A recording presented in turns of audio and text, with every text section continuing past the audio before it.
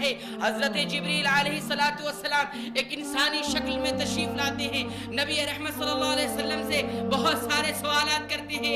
एक सवाल इसका भी करते हैं, ऐ नबी रहमत सल्लल्लाहु अलैहि वसल्लम जरा मुझे ये बताइए कि हुस्न क्या है, खूबसूरती क्या है, ये कायनात का जो कायनात में इंसानों की आने का जो मकसद हुस्न अमल है, हुस्न अमल क्या चीज है।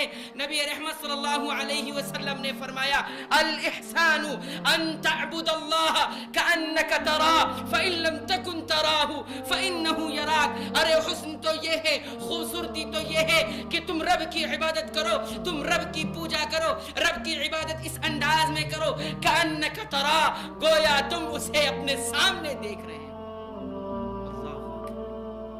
कोई भी नेकी हो, कोई भी अमल हो, इस अंदाज में किया जाए गोया रब तुम्हारे सामने। इल्लम तकुन तरा फइन्नहु यराक। अगर ये ईमान पैदा न हो सके, ये कैफियत पैदा न हो सके, तो कम से कम ये पैदा कर लिया जाए, ये कैफियत तुम्हारे अंदर आ जाए फइन्नहु यराक, कि वो तुम्हें देख रहा है।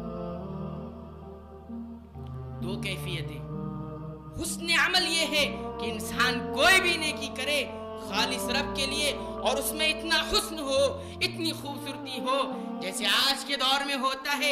एक कंपनी में एक इंसान काम करता है, बॉस मौजूद नहीं होता है, मालिक मौजूद नहीं होता है, जैसे तैसे काम करता है, लेकिन जैसे ही बॉस सामने आता है, जैसे ही मालिक सामने आता है, अच्छे से काम शुरू हो जाता है। कहीं बॉस नाराज ना हो जाए, बॉस के यहाँ मेरी इमेज खराब ना हो जाए। एक मालिक का हुक्मरां है, नेकी करो तो इस तसव्वुर के साथ वो देख रहा है कितना हुस्न हो उसके अंदर। आज हमारे पास अमल तो बहुत है, लेकिन हुस्न अमल से हम खाली हैं। हम अमल करते हैं, लेकिन उसके साथ बहुत सारी चीजें आ जाती हैं। रब का तसव्वुर